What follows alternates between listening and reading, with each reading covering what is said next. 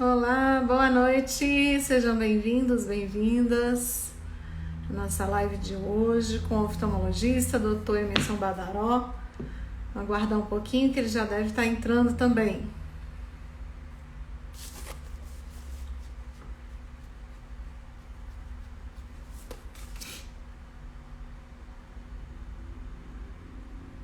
Deixa eu convidá-lo aqui.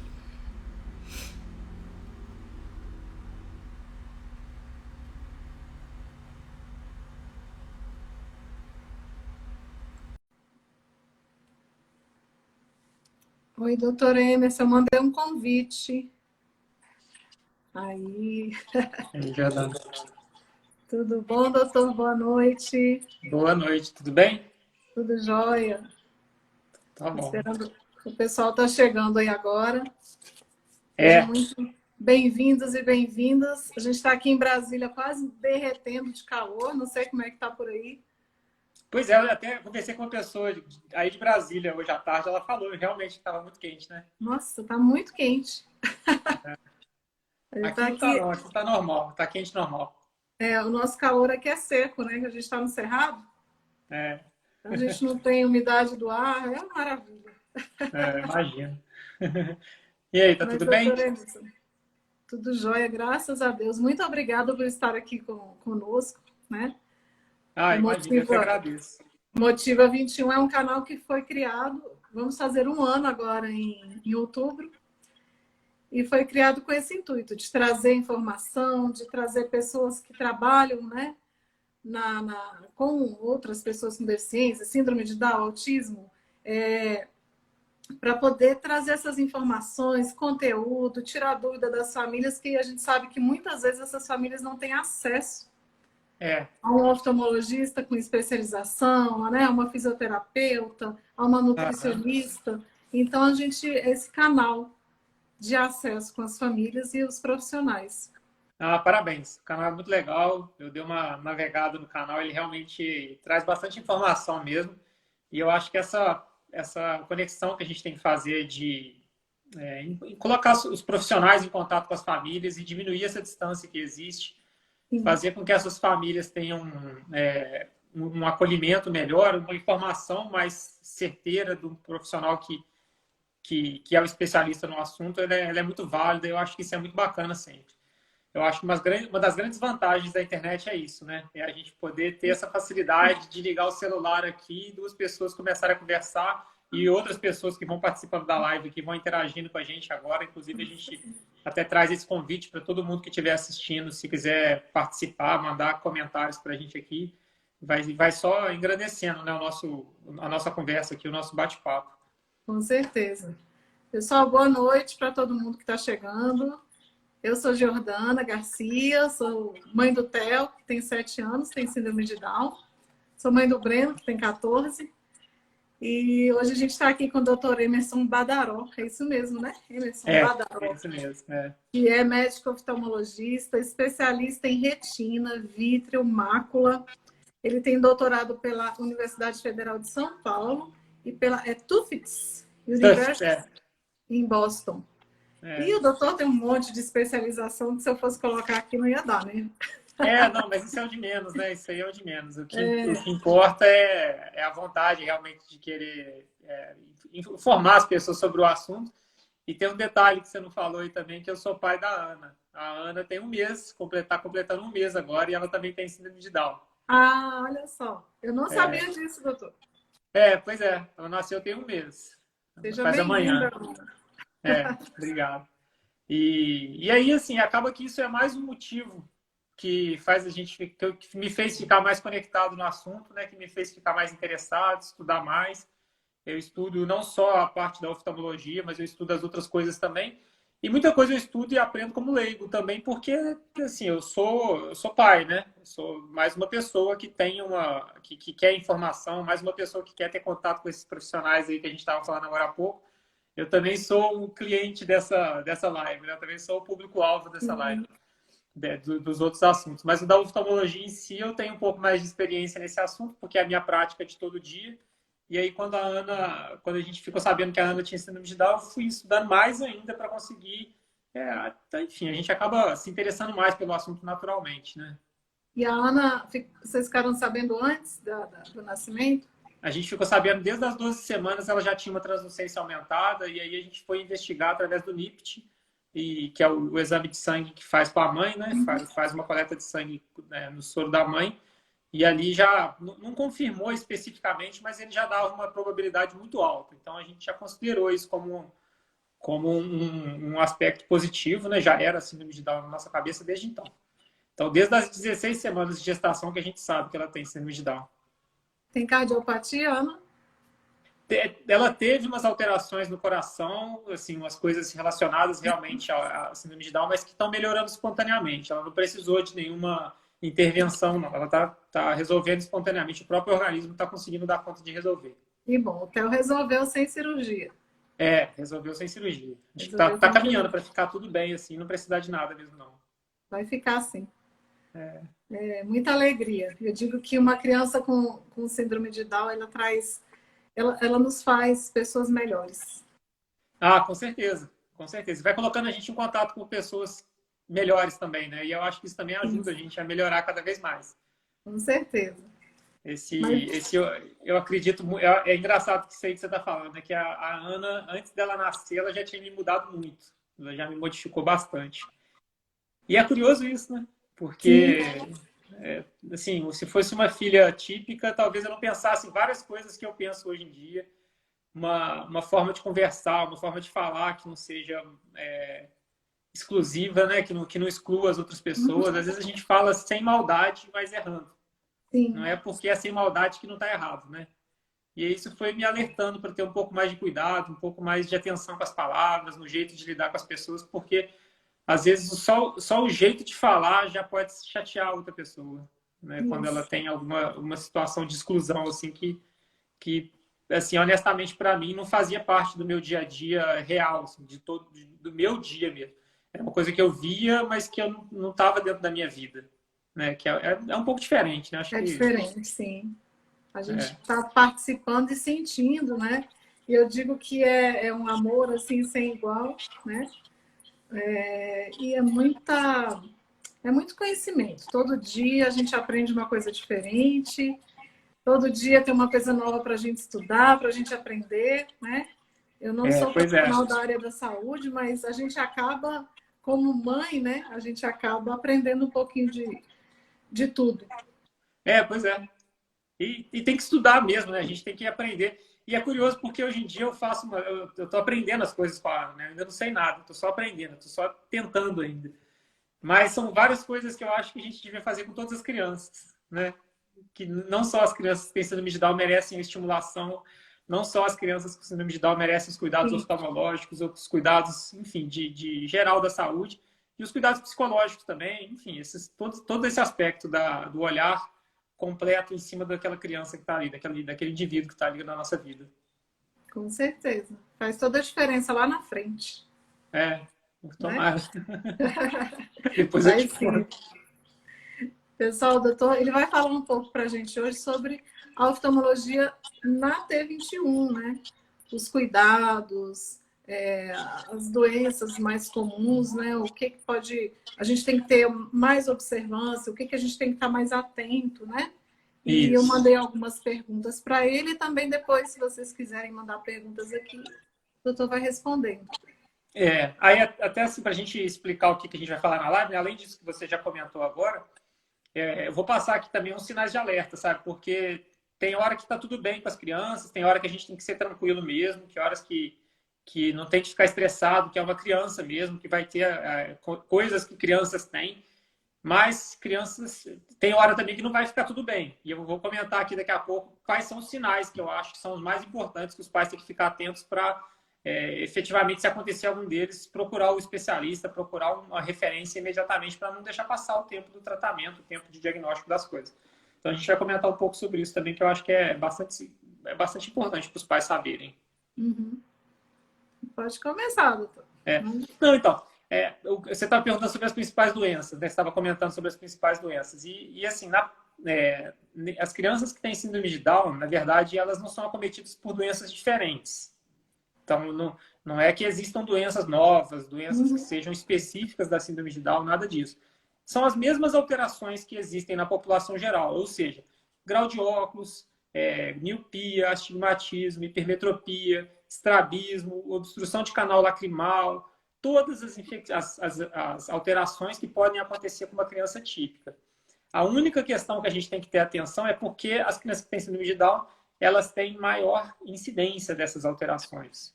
Então, assim, não são doenças novas, não são doenças exclusivas, não são doenças diferentes, mas como acontece com uma prevalência maior, é importante que a gente fique atento.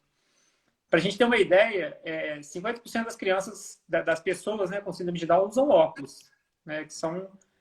É comum a população usar óculos, né, grau de óculos aí, miopia, astigmatismo, hipermetropia, e são coisas comuns a gente vê na população geral, só que tem uma prevalência um pouco maior. E eu gosto de chamar atenção para essa questão do grau, que eu acho que é o mais básico, né? Assim, a oftalmologia começa pelo grau, dessa maneira. E eu gosto de chamar atenção disso porque a criança já pode nascer com grau, né? Então ela já pode nascer. E a gente não pode esperar que uma criança, um bebê, na verdade, vai trazer um sintoma para a gente, para a partir dali a gente procurar um atendimento. Porque se a gente esperar esse sintoma aparecer, significa que a gente já está atrasado. Porque uma criança, um bebezinho, não vai saber comunicar para você. Ele não vai te falar nunca que a visão está embaçada, né? Sumiu o som.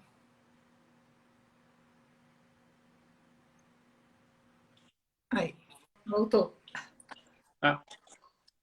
Então, a criança, um bebezinho ali, ele não vai comunicar com você de uma forma efetiva que você saiba que ele está sem enxergar até uma hora mais tardia. Então, a gente perde um tempo no diagnóstico aí.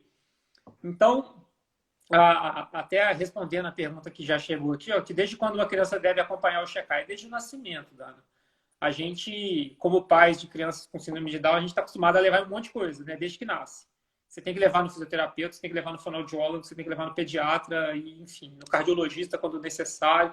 E no meio dessas consultas aí, a gente tem que embarcar uma consulta oftalmológica, tá? Tem que entrar no meio do assunto aí. A primeira consulta... Então, assim, existe um manual de condutas que serve para orientar os pediatras e os cuidadores, né, os profissionais de saúde, como que tem que ser uma assistência a uma criança com síndrome de Down. Essas recomendações, elas começam desde o pré-natal e elas vão até o fim da vida daquela pessoa, daquele indivíduo. E quando a gente vai ver a parte da oftalmologia, a recomendação lá é de que o primeiro exame tem que ser realizado em até 6 meses de vida, segundo exame com 1 ano de idade e a partir dali todos os anos, de ano em ano. Tá? Então a recomendação é essa. Eu, particularmente, eu acho que essa recomendação ela é um pouco leviana, porque eu entendo até o motivo dessa recomendação acontecer, porque ela serve para falar, assim, é uma recomendação que serve para a população do mundo inteiro. Então, sim, tem pessoas que têm uma facilidade maior de acesso à saúde, tem pessoas que têm uma dificuldade de achar o especialista. Então, a recomendação desses 6 meses vem muito baseada nisso. Assim, não deixe passar de 6 meses. Mas eu acho que assim, 3 meses é mais do que suficiente para a gente poder levar uma criança no oftalmologista. Então, a minha recomendação de primeiro exame é com 3 meses de vida. Eu acho que isso daí já... a criança já está bem adaptada, já levou, já arrumou a logística da vida dela, né? A fisioterapia, a fono, etc. Já está tudo organizado. E aí, no meio das consultas dessa aí, você pede para marcar junto aí do fisioterapeuta e a do oftalmo no mesmo dia, tira a criança uma vez só de casa, mas já resolve o problema dela. Então, foi bem pequenininho para o oftalmo. Mas ele não usa óculos. Ele não precisa, né? Não. Pois Até agora está tranquilo. E tem que ir mesmo. Você vê que a maioria das vezes não vai dar nada, igual foi pro Theo. A maioria das vezes não vai dar nada. Mas se der, é tão importante a gente diagnosticar, gente, porque para as crianças típicas, assim, e para as crianças todas, né, na verdade, 80% da nossa interação ambiental vem através da visão, sabe? Então, você imagina se a gente tiver uma criança que não estiver enxergando, a perda que ela tem de estimulação ambiental, a perda de comunicação com o ambiente que ela vai ter, né? Às vezes a criança não está falando, né? Não está se comunicando, a gente pensa que é um problema de fala quando a gente vai ver. Tá lá a criança que não está enxergando, né? O meu filho mais velho tem miopia. O Theo não tem, mas o meu mais velho tem. Né? Pois é, Então, exatamente. Você vê que não desde é regra, pequeno, a né? gente tem que ficar muito atento, né? Não é regra. É. E, enfim, e aí eu acho que assim, dá para a gente fazer esse acompanhamento de uma forma tranquila, não é uma coisa pesada para a família, não é uma coisa trabalhosa, não são exames complexos que a gente precisa realizar para fazer os diagnósticos corretos da oftalmologia, não são exames dolorosos, são coisas que a gente consegue resolver no consultório de uma pessoa que tem experiência em acompanhamento de crianças. Ela dá conta de acompanhar também uma criança com síndrome de Down com uma tranquilidade muito boa, sabe? Então eu vejo que os cuidados iniciais são esses. E aí acontece muito disso que você falou, a criança que tem que tenha alguma alteração visual e ela, por ter síndrome de Down, ela pode ser um pouco mais atrasada na velocidade de aquisição de habilidades. Se ela tiver um problema visual, esse atraso vai acontecer mais ainda. Então, assim, igual você estava comentando, a criança que não enxerga, ela vai demorar mais para falar, a criança vai demorar mais para andar, ela vai demorar mais para se interessar pelas coisas que estão em volta, ela vai demorar mais para conseguir interagir com o ambiente que está todo em volta dela. Então, é aí que eu acho que vem de... É muito importante que a avaliação oftalmológica seja muito bem feita e desde o início da vida dela. Deveria ser feita já no hospital, né, doutor? Pois é, existe o teste do olhinho, né? É isso que eu ia perguntar, se o teste do olhinho, se ele faz essa vez aí do... Não. Não. É até uma confusão que existe dos pais, que eu acho que é importante a gente comentar aqui para trazer essa informação da diferença entre uma coisa e outra, né? O teste do olhinho é um exame de triagem que é feito e ele tem como objetivo jogar uma luz no olho da criança e ver se o reflexo daquela luz é um reflexo natural, um reflexo normal. Então, na prática, ele vai ver se existe alguma opacidade de córnea ou se tem algum sinal de catarata. Mas tem que ser uma catarata grande para aparecer nesse teste, porque se for uma coisa pequena, não aparece. Esse teste do olhinho ele é feito pelo pediatra, né? Não é o oftalmologista que faz.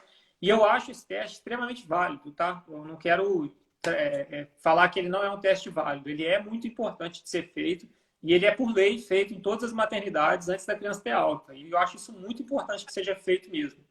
Mas ele não substitui o exame oftalmológico, porque no exame oftalmológico a gente vai ver nessa criança se ela tem algum sinal de catarata, a gente vai ver se tem algum sinal de glaucoma, obstrução de via lacrimal, a gente vai ver fundo de olho e ver grau também. A gente consegue ver desde um bebezinho, a gente consegue ver se essa criança tem grau. Então, assim, eu acho que são exames que eles vêm para se completar. Cada um na sua fase da vida da criança, né? O exame de nascimento é o teste do olhinho, o exame ali até os 3 meses de vida é o teste com o oftalmologista mesmo, a consulta oftalmológica completa. Entendeu? Eu acho que esses exames eles são muito importantes de serem um junto com o outro, né? Um para ajudar o outro. A Val falou aqui que o filho dela tem 8 anos e tem catarata pulvorenta precoce. Ele faz acompanhamento de 6 em 6 meses. Pois é importante mesmo acompanhar, para saber se essa catarata está crescendo, se tem indicação de tirar ou não, porque às vezes também nem precisa tirar, que eu acho que é o que parece que é o caso dela. A catarata pulvorenta, ela é diferente da congênita, é isso? A congênita precisa de cirurgia. Porque existem vários tipos de catarata, sabe? Inclusive, vários tipos de catarata congênita também. E essa catarata pulvorenta é um tipo de catarata infantil. E ela pode, com o tempo, desaparecer ou não? Geralmente as cataratas são operadas, né? Assim, é difícil ficar acompanhando muito tempo uma catarata. Se a gente vê que está tendo algum sinal de prejuízo visual, ela tem que operar. O que pode ser acompanhado é qual vai ser a melhor época disso aí ser feito. Se vai ser um pouco mais... Se é obrigatório ser feito desde que é feito o diagnóstico, ou se pode ser feito um pouco mais tardio, essa cirurgia. Essa última semana últimas semanas aí, eu operei uma criança que tem trissomia do 21, com catarata congênita bilateral, e eu operei ela com 3 meses de vida, assim, é coisa que às vezes é precoce mesmo, entendeu? Nós temos aqui em Brasília uma amiga que a bebê operou bem novinha também. E se não fosse, assim, eu tenho certeza que o resultado seria muito pior se ela não tivesse operado novinha, né? Então é importante mesmo fazer. Aí tem a Dana Ise que está perguntando, hipermetropia é mais comum? Então, a hipermetropia, A hipermetropia é mais comum do que na população típica, né? Eu acho que é isso que você... Talvez a pergunta seja essa, né? Se não for, você me fala aí. Ela é mais comum, sim. Hipermetropia, miopia, astigmatismo são todos mais comuns em quem tem trissomia 21, tá? Todas elas são. E além disso, existe a outra alteração também que costuma acontecer já na adolescência, que é o ceratocone, que também é mais comum em crianças com síndrome de Down do que na população típica, mas que existe também em qualquer população. E a Val está perguntando, já respondeu, né? Que é muito comum a indicação de óculos. É 50%, né, doutor? E eu acho que vai aumentar essa incidência. Na hora que eles reavaliarem esse número, essa incidência vai aumentar, porque na população típica também está aumentando. A quantidade de pessoas usando óculos, de crianças usando óculos, está crescendo cada vez mais. Nessa pandemia, o negócio explodiu, né? Mais e mais gente que está criança e desde criança usando óculos. Então, eu acho que quando os estudos reavaliarem, eles vão ver que é mais do que 50%, tá? Eu acho que esse número já está para trás, já.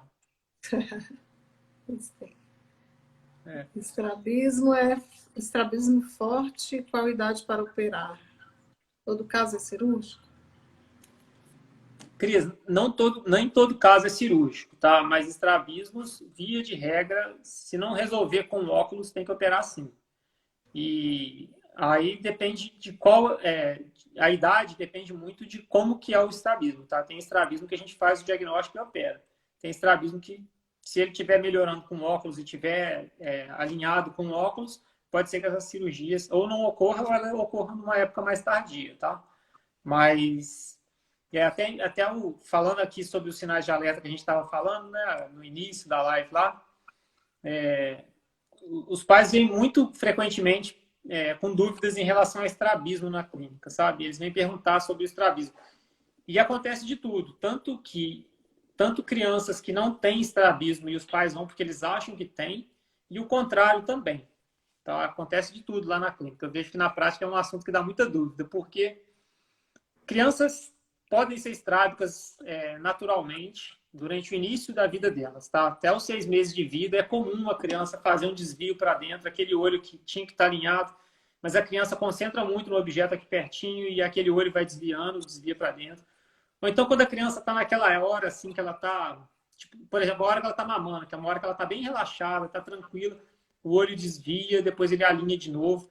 Essas oscilações elas podem ocorrer, elas são muito comuns de ocorrer até os 6 meses de vida, que é uma época de intensa maturação visual. Uma época que a criança passa do momento que ela não estava enxergando nada, que é dentro da barriga da mãe, para um momento de 6 meses depois que ela está enxergando bem melhor já. Então, esse período de maturação visual ele é muito importante e é comum que durante esse período ocorra algum estrabismo.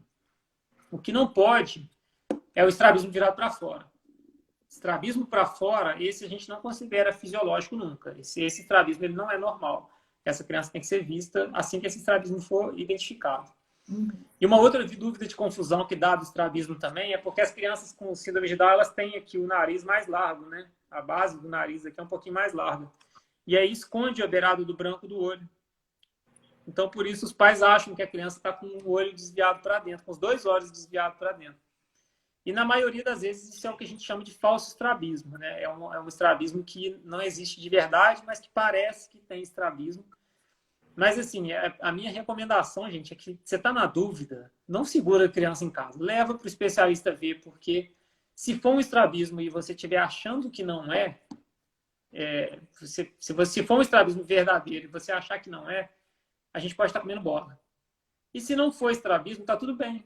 Então, assim, eu acho que a gente perde muito pouco levando a criança, sabe? Na dúvida, se tiver na dúvida se a criança está com estrabismo ou não, leva para o especialista ver. É uma consulta tranquila de resolver isso. Com uma consulta, ele resolve esse problema, essa dúvida da família. E nem sempre é cirúrgico, né?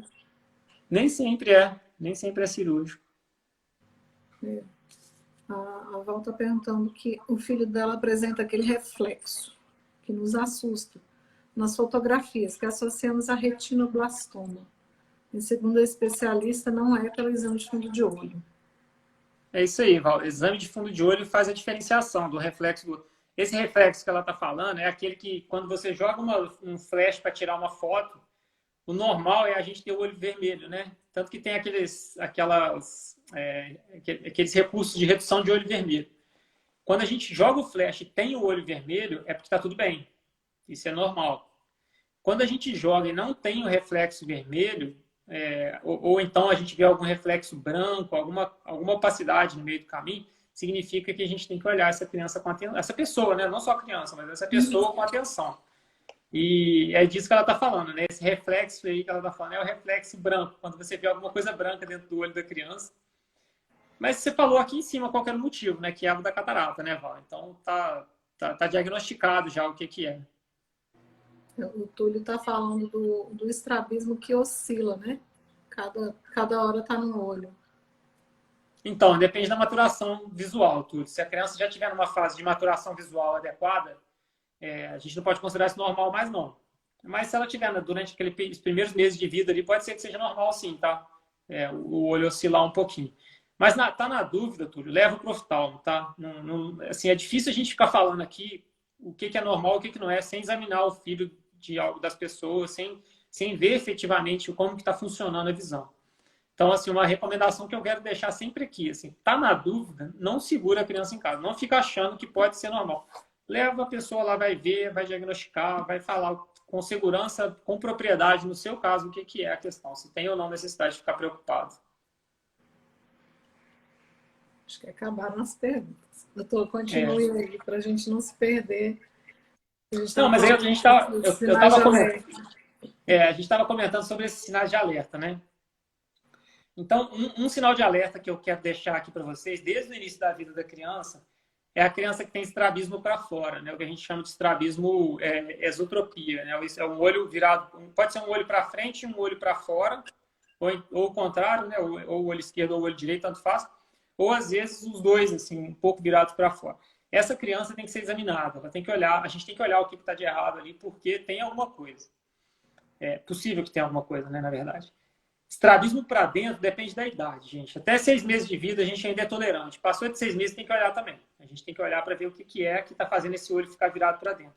Se for só o pseudoestrabismo da base nasal larga, ótimo. Se for alguma coisa de grau, o médico vai passar o óculos. E se for algum desvio mais significativo, vai passar o tratamento que tiver que tratar. Então, a primeira dica de sinal de alerta é essa, é o estrabismo, tá? Fica essa recomendação aí. Segunda dica, ainda nas crianças, ainda nos bebês, tá? Bebê tem que fazer contato visual, gente. Você tem que olhar para o bebê e o bebê tem que olhar para você. Isso não precisa ser lógico desde o início da vida, né? Assim, as crianças têm elas nascem enxergando embaçado. Então, mas assim, até 6 semanas de vida tem que ocorrer um contato visual. Existe nós seres humanos temos uma afinidade por outros seres humanos. Isso é uma coisa de espécie humana mesmo. A gente olha para o olho desde bebê, a gente olha para o olho do humano, a gente se reconhece e fica vidrado naquilo ali. Então você pega seu bebê no colo, tá com ele no seu colo aqui, que é uma distância próxima, ele está te enxergando assim, naquela distância ele tem que te enxergar. E o contato visual não acontece até 6 semanas de vida, essa criança tem que ser levada para o oftalmologista para ver o que está acontecendo. Se é alguma coisa ocular ou se é alguma outra coisa que possa estar justificando, alguma alteração neurológica, enfim. Ou se também está tudo bem, mas tem que conferir, tá? Tem que conferir para ver se está tudo bem com essa criança ou não. Outro sinal de alerta que eu falo também, que vem desde os bebês, gente. Esse vem também desde... Eu vou falando por idade, assim, que eu acho que vai facilitando a cronologia, né? O outro sinal de alerta que é muito importante, que a gente vê desde o bebê, é se tem alguma mancha branca no meio do colorido do olho. Né? Então, você pega seu filho, tá com ele no colo, a luz está em cima de vocês, assim, tem uma luz em cima, dá para ver direitinho, gente. Você olha para o olho, para a menina dos olhos, assim, olha ali no meio, vê se tem alguma manchinha branca, vê se tem alguma opacidade, vê se o olho da criança está desviado ou não. Esse momento que a criança está relaxada é um momento ótimo para vocês fazerem uma avaliação do seu filho, do olho do filho, porque é uma hora que a criança não está chorando, é uma hora que ela está relaxada, então ela está com o olho aberto, está prestando atenção ali nos pais, né? Seja quem for, no pai ou na mãe, enfim. Ela está olhando ali para vocês. Então é uma hora que você pode procurar se tem algum pontinho branco no olho dela que possa chamar a atenção ou não.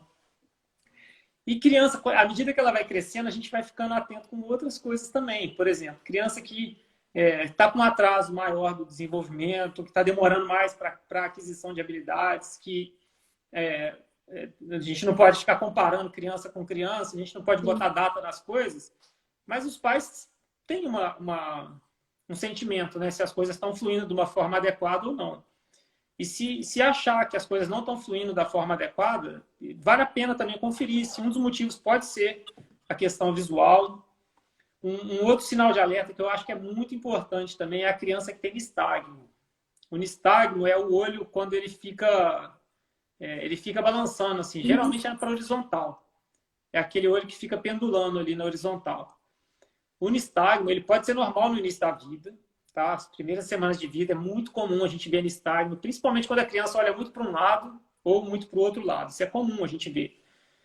Mas criança que está com nistagmo persistente, nistagmo quando ela está olhando para frente e que já não e quando já não está nas primeiras semanas de vida ali, vale a pena também conferir se tem alguma coisa alterada ou não, tá? Então, assim, resumidamente, isso eu acho que são os principais sinais de alerta no início da vida, tá? No começo. Depois, se a criança está esbarrando muito em objetos, o estrabismo vai acompanhar a gente durante muito tempo, essa avaliação aí, ela vai acompanhar a criança o tempo inteiro. Se ela tem alguma alteração de grau, se você acha que ela está tendo que chegar muito perto de objetos para conseguir enxergar, se ela está aquela criança que quando você chama, ela tem que chegar muito perto de você para conseguir te ver. Enfim, tem uns sinais indiretos que os pais também costumam perceber isso, mesmo sem o oftalmologista explicar especificamente e chamar atenção para eles. E lembrando que em sala de aula isso faz uma diferença danada também, né?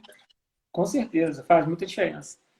Quando a criança está com algum problema oftalmológico, aí a criança não enxerga, a criança não aprende. Exatamente. E as coisas vêm junto, né? A gente só aprende a falar porque a gente escuta, a gente só aprende a falar porque você está vendo seus pais. Enfim, as habilidades elas são todas adquiridas em conjunto, né? Nenhuma habilidade nossa, nenhum desenvolvimento nosso acontece sozinho. A criança que não enxerga bem, ela tem mais dificuldade de andar porque ela não tem interesse em buscar os objetos que se ela estivesse enxergando bem, ela teria. Porque uma das coisas que a gente, quando está estimulando os bebês, né, nossos filhos aí, quando a gente está estimulando eles, a gente usa muito objetos visuais, né? Você pega um chocalho e usa ali para fazer o estímulo. Você pega um brinquedinho e balança na frente dele. Então a gente vai brincando com a criança com os estímulos visuais. E aí você pega um estímulo visual desse, né, um brinquedinho desse, coloca um pouquinho mais longe da criança e pede para ela ir buscar. Se ela não estiver enxergando, ela não vai ter interesse em ir lá buscar. Ela vai ficar parada. Então isso atrapalha o desenvolvimento motor da criança também. A criança que não enxerga atrapalha também de adquirir as habilidades motoras. E depois vem as fases. Aí tem a fase dos sinais, né? A fase Não, então, da aí criança. depois que a gente passa dessa fase do bebê, eu acho que é mais tranquilo para os pais identificarem, porque ela já vai ter ido em pelo menos 2 consultas com oftalmologista, né? Considerando aí que com 3 meses de vida e com 1 ano de vida ela foi de novo. E aí que a criança vai começar a querer explorar o ambiente em si. E aí vem esses outros sinais que eu estava falando. Se ela está tendo que chegar muito perto dos objetos para enxergar, se ela não está interessada em objetos que estão um pouco mais longe dela. Quando você afasta um pouquinho o objeto, ela perde o conceito, o interesse pelo objeto. E aí eu acho que as outras coisas são esses sinais que são mais intuitivos do nosso dia a dia, sabe? Mas eu acho que os do bebê e do primeiro ano de vida ali é comum, às vezes, passar desapercebido ou passar como uma coisa normal. E é isso que eu mais chamo a atenção de vocês, para terem atenção. E no caso da miopia, de uma catarata, ela pode aparecer depois também. Quando a criança já está maior, quando a criança já está adolescente, quando a pessoa já está na adolescência ou não? Pode. A catarata, ela é comum. Quando ela aparece, mais comumente ela vem do nascimento mesmo, sabe? Então, assim, quando existe alguma outra doença, por exemplo, a galactosemia, que é uma doença que pode acontecer, essa catarata pode também aparecer. Mas não é o mais comum. Ou ela está ali no nascimento, nos primeiros meses de vida, ou ela não existe. Tá? Então, assim, geralmente é diagnosticado no início da vida mesmo. Agora, grau de óculos, aí, para qualquer pessoa. O resto da vida a gente tem chance de ter. O resto da vida. E é difícil a gente pegar alguém que não precisa de óculos, tá? É raro pegar alguém que nunca precisou de óculos. Então, as crianças, assim, as pessoas todas vão precisar e quem tem síndrome de Down também, né? Tá? Mais uma pessoa da população, assim. Na questão da genética, a miopia é genética? Então, as nossas características, Uhum. elas são uma interação entre a nossa carga genética e o nosso organismo, né? Como o nosso organismo vai reagir e o nosso ambiente.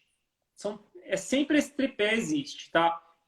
Nossa carga genética, nosso próprio corpo e nossa interação ambiental.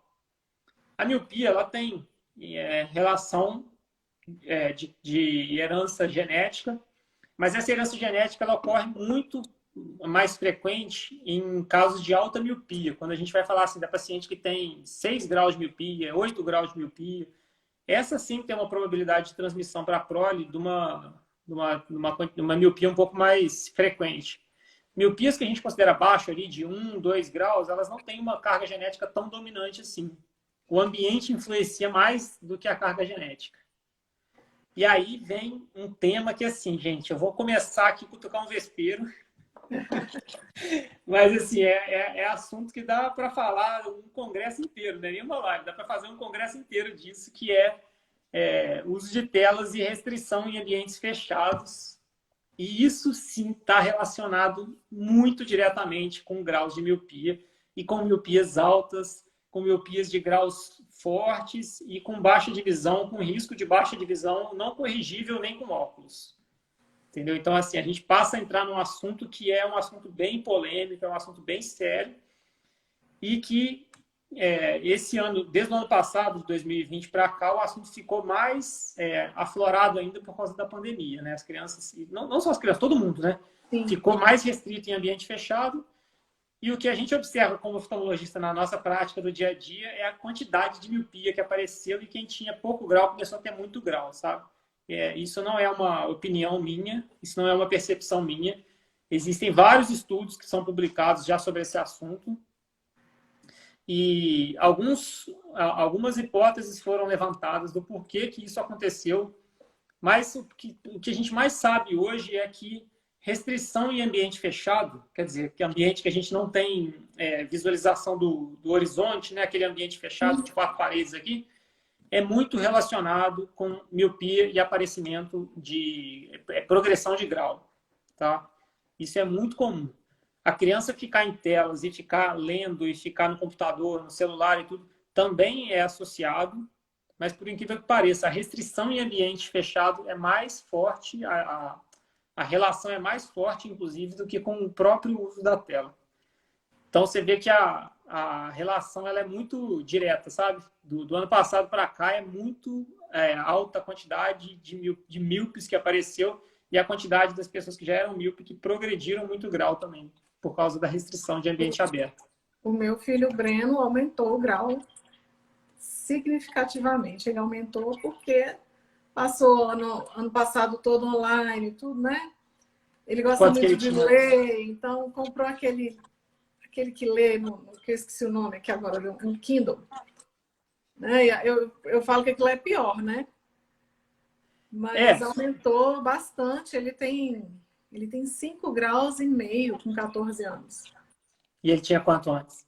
Ele tinha 4,75, alguma coisa assim, né? Pois é, 0,75 em um ano é considerado uma progressão alta. Tá vendo?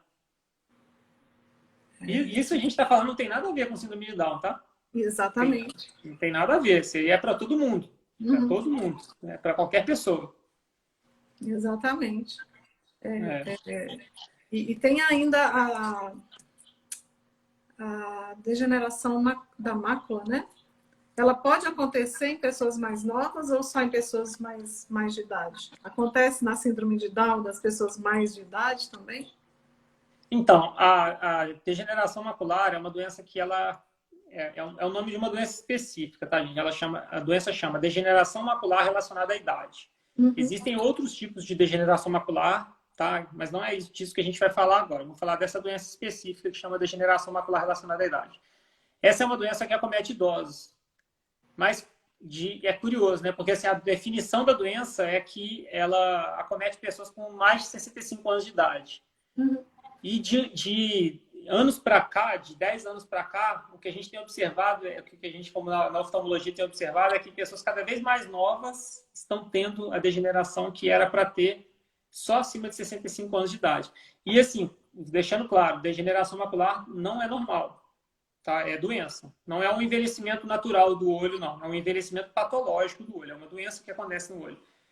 E o que a gente está observando é que essas pessoas estão ficando acometidas pela doença cada vez mais cedo. Pessoas de 55 anos, 50 anos de idade. E, assim, a ciência ainda não chegou a uma conclusão efetiva do porquê disso, mas existem várias hipóteses disso. E uma delas é excesso de exposição à luz, excesso de exposição a telas e, assim, o espectro de luz azul, que a gente tem muito nas telas também. Então, existem essas hipóteses que estão sendo aventadas, e daí vem a preocupação, né? Porque se a gente está pegando uma pessoa, assim, há 10 anos atrás, não existia tela do jeito que existe hoje, né? Assim, uma coisa que a gente não tinha celular 10 anos, deixa eu ver, 2011. Eu não tinha iPhone, não tinha nada disso nessa época também. Tinha o celular, mas a gente não tinha essas WhatsApp, essas redes sociais todas, né, que nós temos hoje. A gente não ficava vidrado no celular igual a gente fica hoje. Então, assim, tem menos de 10 anos que as telas estão realmente na nossa vida e pesado, né? E nesse tempo, olha o dano que a gente vê que já causou na visão das pessoas. Então, traz preocupação quando a gente pensa numa criança que está nascendo hoje, que vai ter uma expectativa de vida de 80 anos de idade. Eu não estou preocupado só com a miopia dela, quando ela for criança. Isso me preocupa também. Mas eu fico preocupado quando ela tiver 60 anos, quando ela tiver 70 anos. O que vai acontecer com a visão dessa pessoa? Então, o cuidado já tem que existir desde o início da vida para poder preservar a visão dela para quando ela chegar na idade mais velha com a visão saudável. E aí a gente entra numa outra situação que é quando a gente fala do envelhecimento celular precoce que existe na síndrome de Down. Sim. Porque essa doença, a degeneração macular, ela é uma doença degenerativa que ocorre por estresse oxidativo crônico no fundo do olho. Eu ouvi essa semana da minha oftalmo que é o Alzheimer dos olhos. É como se fosse isso. É o olho que vai envelhecendo mesmo e ele vai dando esses sinais da degeneração. Uhum. E a pessoa que tem síndrome de Down, ela tem essa tendência de ter um envelhecimento celular mais exacerbado, né? E aí vem o nosso novo risco, que é essas pessoas vão viver muito tempo, elas vão ter exposição a telas, elas vão ter um monte de coisa e realmente traz essa preocupação do que vai ser da visão das pessoas quando elas forem mais velhas, né? Se vai ser acometida pela doença até antes da hora ou não. Tem muita coisa para a gente pensar, né? E é complexo, né? Porque não é fácil ficar sem tela, não. Não é, porque o ano passado veio pandemia. Todo mundo no hotel não aceitou online. Não aceitou. Então, ano passado ele ficou sem estudar. Uhum. Nós estamos fazendo em casa, né? Esse ano ele voltou para a escola. Então, a gente não sentiu. Ele também não tem muito, ele não fica muito ali em tela. Ele gosta de música, ele gosta de assistir ali, dançar um pouquinho e pronto. Mas a gente vê crianças aí em tela o tempo todo, né? Você está ali num consultório médico, a mãe não quer que a criança corra, dá a tela para o menino. Você está num restaurante, dá a tela também. E acaba que a mãe não sabe o mal que isso está fazendo, né? O mal que ela está causando ali. Às vezes querendo ajudar, né? Para o filho não correr, para o filho não... E acaba que traz outros malefícios aí, né? Para a saúde dos olhos, né? Eu, ano passado, na pandemia, eu era míope, né? Eu tinha um grau bem forte, fiz cirurgia, tem 20 anos já que eu fiz cirurgia. E comecei a usar óculos para enxergar de perto, coisa da idade, né? Uhum. E ano passado me apareceram moscas volantes. Olha que maravilha. Moscas volantes. Eu agora tenho moscas volantes nos meus olhos, que eu não sei se isso pode acontecer com quem não teve miopia, porque a explicação que eu tive é que é um acontecimento do olho míope, né? é comum, é muito comum acontecer em qualquer população, tá? Em todo mundo acontece. Mas míopes têm mais predisposição e mulheres também têm mais predisposição, tá? Então, você tem alguns motivos aí para ter Premiado. uma maior probabilidade que as outras pessoas. Gente, tem uma pergunta aqui, doutor, que eu não posso esquecer, que essa pergunta eu vejo nos grupos todos os dias, né?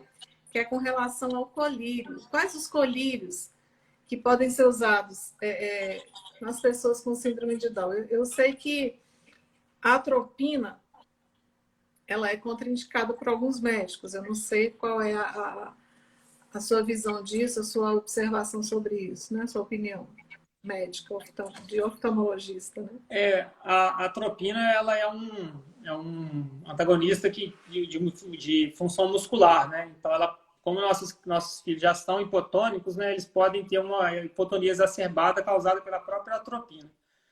É um antimuscarínico. Tem vários medicamentos que não podem ser usados em pessoas com síndrome de Down, e dentro dessa lista, é uma lista que não tem como decorar tudo que tem lá, que é uma lista grande. Que eu acho que é importante que os pais tenham essa lista, né, para saber, né, quando chegar no médico, quando for fazer alguma intervenção, alguma prescrição, é importante a gente saber se essa lista contempla esse remédio que você está pensando em usar, mas realmente a atropina está lá nessa lista. Mas, assim, na prática, a gente não usa atropina nos consultórios oftalmológicos, não, tá? A atropina, ela é uma medicação que ela é usada para tratamento de algumas doenças oculares, e não é o colírio que a gente pinga quando vai fazer exame de rotina nas crianças, não. Nas pessoas, né? A gente não usa isso em exame de rotina, não. É um colírio que ele é usado especificamente para tratar algumas doenças só. Não é uma coisa comum de prescrever, não. Fica aí, gente, a resposta que vocês tanto perguntam. A minha conduta, quando eu tenho uma criança com trissomia lá no consultório, eu uso um colírio que é de tropicamida. Um colírio que não dá interação com a criança, não dá nada. Existem vários colírios para dilatar, tá, gente? Não existe só um tipo de colírio para dilatar.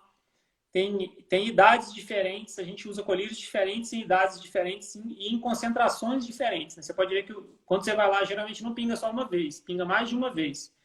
E é comum que você use mais de um colírio diferente quando você vai fazer o seu exame, tá? Então, o que eu faço com as crianças com trissomia quando elas vão lá na clínica, a gente pinga só a tropicamida. A gente não pinga os outros colírios que é o que eu estava falando, na prática nem usa também no dia a dia, mas a gente, por via das dúvidas, usa menos ainda. Nem prescrevo, nem quando tem a rara indicação, eu não prescrevo esse colírio. A gente usa um alternativo. Uhum. Outra pergunta que tem aqui, que eu acho que é a última que tem aqui, qual a função dos óculos de lentes amarelas? A gente vê, às vezes, muitas pessoas com síndrome de Down, né, já mais velhas, adolescentes e adultos, com aquele óculos de lente amarela, ou com aquele óculos que a lente é de uma cor, que a lente é de outra cor. Tem uma função mesmo? Tem um efeito? Qual o efeito daqueles óculos? Então, tem função sim, gente. Existe aquelas lentes coloridas, seja amarela, seja aquela cor âmbar, que é um meio rosado, alguma coisa, alguma luz ali, alguma lente que tenha filtro. Essas lentes com filtro, elas têm a função de auxiliar na visão de pessoas que possam ter algum tipo de visão baixa, tá? Então, assim, por exemplo, se uma pessoa que tenha uma diminuição de visão, ela pode se beneficiar do uso de lentes com filtro.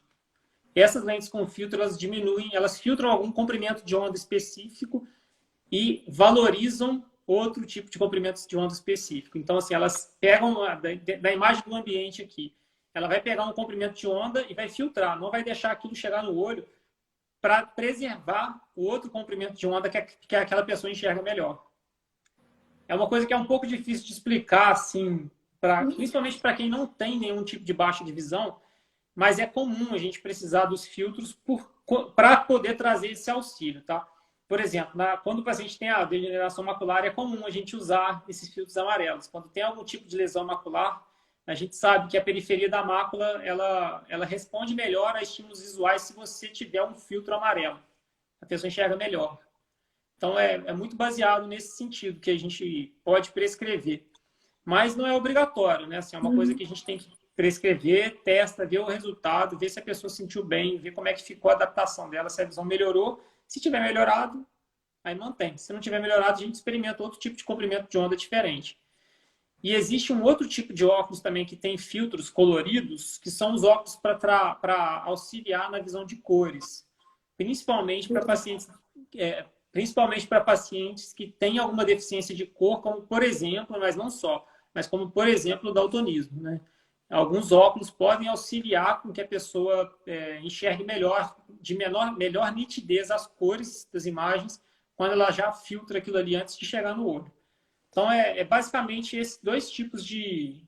E uma terceira indicação é preservar a visão de possíveis danos no futuro, né? Então, existe essa fica mais no nível teórico, né? Da pessoa usar o filtro para não deixar um comprimento de onda lesar a retina dela para preservar a visão no futuro. Então, são basicamente esses três tipos de uso que dá para o filtro. Auxílio de visão subnormal, auxílio de visão de cores e preservação de radiação para não lesar a retina da pessoa.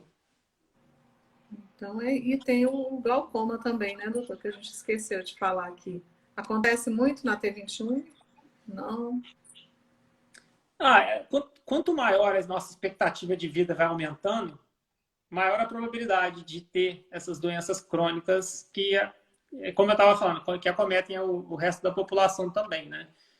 O glaucoma é uma das principais causas de baixa de visão no mundo hoje. Na verdade, ela é a principal causa de baixa de visão irreversível no mundo, atualmente, o glaucoma. Ela só perde para a catarata, como baixa de visão, mas a catarata ela é reversível, né? Uma vez que a gente opera, a gente consegue devolver a visão da pessoa. Mas o glaucoma não. O glaucoma é uma causa de visão irreversível. Então, a pessoa que tem glaucoma, ela pode perder a visão realmente, não é incomum. E geralmente o glaucoma está associado a uma idade mais avançada. Os tipos mais comuns de glaucoma. Existe o glaucoma congênito também, mas o glaucoma mais comum é o da idade. E como a nossa expectativa de vida está aumentando e na T21 está aumentando muito rápido, né? Assim, a expectativa de vida da década de 80 para de hoje é uma coisa absurda a quantidade que aumentou, né? Assim, um absurdo no lado positivo, que eu quero dizer. Que essas pessoas estão começando a ter mais incidência de glaucoma, sim. Então é uma preocupação a mais que a gente tem que ter. Um rapazinho aqui. Ele esquece que eu estou fazendo live, né, meu filhinho? E sai correndo. A gente está falando das telas, viu? E aí vem aqui pegar o material dele que está estudando. Doutor, quer acrescentar mais alguma coisa que a gente possa ter esquecido? Não, gente. Assim, só como orientações finais, assim, na verdade, eu acho que agora eu falo com uma vivência de quem está entrando nesse mundo agora, né? Nesse mundo que vocês já estão um pouco mais de tempo do que eu, a maioria aqui, pelo menos. Na verdade, é uma ideia de tranquilizar nas questões oftalmológicas, mas também, por outro lado, trazer aqui a importância desse assunto, que é a gente cuidar da visão das nossas crianças. Porque, como eu estava falando, grande parte da interação ambiental vai depender de uma visão boa. Se a criança não enxergar bem, ela vai demorar mais para adquirir as habilidades que ela deveria estar, né, adquirindo. E isso vai dificultar a interação dela com o ambiente, vai dificultar com que ela progrida na linha de crescimento dela, na linha de desenvolvimento dela. Então, assim, são doenças, são alterações que são frequentes na população geral, não tem nada de diferente de uma doença específica, mas eu acho que é importante a gente ter atenção e ir nas consultas bem certinho, de uma forma bem regular, porque se tiver alguma alteração, a gente identifica rápido, a gente trata rápido e essa pessoa vai ter uma visão normal, se ela for corrigida na hora certa, do jeito certo. Então, o objetivo da gente conversar também era trazer uma tranquilidade, mas ao mesmo tempo a gente tem uma atenção com essa questão visual, porque eu acho que ela é super importante para a vida dessas pessoas. Isso, principalmente acalmar, né, as mães que ficam tão aflitas porque o filho recebeu um diagnóstico e vai ter que usar óculos, parece que acabou o mundo. Não, muito pelo contrário, gente. Fiquem felizes que tem que usar óculos, porque é lógico que o melhor é não usar, né? Mas Sim, fiquem felizes porque o recurso da correção com óculos está aí. Se fosse há 50, 60 anos atrás, não ia ter esse recurso, sabe? Assim, essa pessoa ia enxergar mal e não ia ter o que fazer há muitos anos atrás. Então, vamos tentar olhar pelo lado positivo. Pelo menos se você colocar o óculos e ela estiver enxergando, a gente tem que ficar feliz, tem que ser grato que pelo menos a pessoa está enxergando. e muitas crianças não se adaptam, né? Mas depois começa a perceber, né? Que com óculos eu estou enxergando, sem óculos eu não vou enxergar. É tudo questão de tempo e paciência, né? Isso É, acontece com os óculos, com o aparelho, né? Com tantas outras coisas que a gente tem que acontece aí no nosso dia a dia de pais de crianças com deficiência, que a gente tem que se adaptar e ter paciência mesmo para poder passar por tudo isso, mas é para o bem, né? É para o bem das nossas crianças, nossos filhos, e é bola para frente, é não desistir. E nem ficar é, desesperado porque o filho vai usar óculos, né? exatamente. Também acho. Tem que ficar preocupado, não. Pois é. Doutor, eu queria agradecer demais. Eu acho que a gente não tinha ainda feito uma live aqui com o oftalmologista, né? E eu assisti a sua live com o Sérgio, né? Isso. E achei muito bacana, gente. Eu sou cara de pau, eu vou lá e chamo, né? O Não, tá não, certo. o não eu falei, o não eu já tenho, vou lá, mas graças a Deus até hoje eu nunca recebi um não. Todo mundo entende o nosso trabalho aqui, entende que a gente está passando. Olha o tanto de informação, né, que você trouxe aqui hoje para essas famílias. Muita gente que não pode assistir hoje, com certeza assiste depois. E seja muito bem-vindo a esse mundo da T21, a Ana, a sua esposa, né? E o que vocês tiverem dúvida também, nós estamos aqui para trocarmos informações, ideias e tudo mais. Um pouquinho da nossa Não, experiência, da nossa vivência, né, como pais. é. Não, eu que agradeço, tá, o convite de participar aqui, de poder conversar com vocês. É um mundo novo, né, que eu entrei agora, é minha primeira filha, né, então, assim, já é um mundo novo por ser primeira filha, já começa por aí.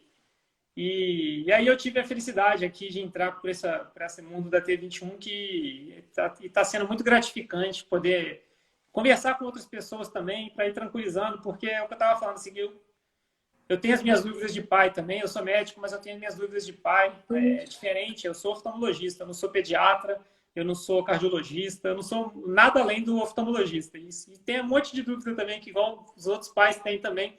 Então, eu também me vejo na situação de pai que tem dúvidas e que quer ter mais informação do especialista e tudo. Então, eu me sinto até na obrigação de passar o conhecimento oftalmológico que eu tenho para vocês, porque eu também vou usar o conhecimento de alguém para me tranquilizar quando for necessário para mim. Que bom, seja É, muito bem-vindo. E que a Ana seja muito feliz. E que com certeza vai ser, né, que ela com certeza. já é muito amada e foi muito bem recebida. Isso também faz toda a diferença. É, Gente, muito é isso aí. obrigada a todo mundo que esteve aqui com a gente, né? E que possamos nos encontrar mais vezes, viu, doutor? Com certeza. E quando as pessoas E tiverem dúvidas. se alguém tiver mais alguma outra dúvida e quiser deixar aqui nos comentários, a gente vai respondendo depois também, tá? E a gente vai se falando. O doutor atende em Juiz de Fora, não é isso? Isso, até no Gil de Fora, é. A clínica é Viver Oftalmologia. Isso, exatamente. Então, quem é de Juiz de Fora, online não tem jeito, né, doutor? Somente presencial. Depende do caso, né? Eu faço muita consulta de teleatendimento também, mas depende do caso. Para ver grau de óculos, ver o fundo de olho em si, realmente difícil a gente conseguir fazer, porque depende do contato, né? Depende de poder encostar. Mas, então, assim, é mais para tirar dúvida, para pedir uma segunda opinião, nesse sentido vai bem. Para outras doenças oftalmológicas, vai muito bem uma teleconsulta, né? Mas para ver grau, não tem como a gente fazer, não. Então é isso, gente. Doutor, muito obrigada. Fica com Obrigado a Deus, você. todo mundo. Beijos para vocês. Até a próxima. Até a próxima. Tchau.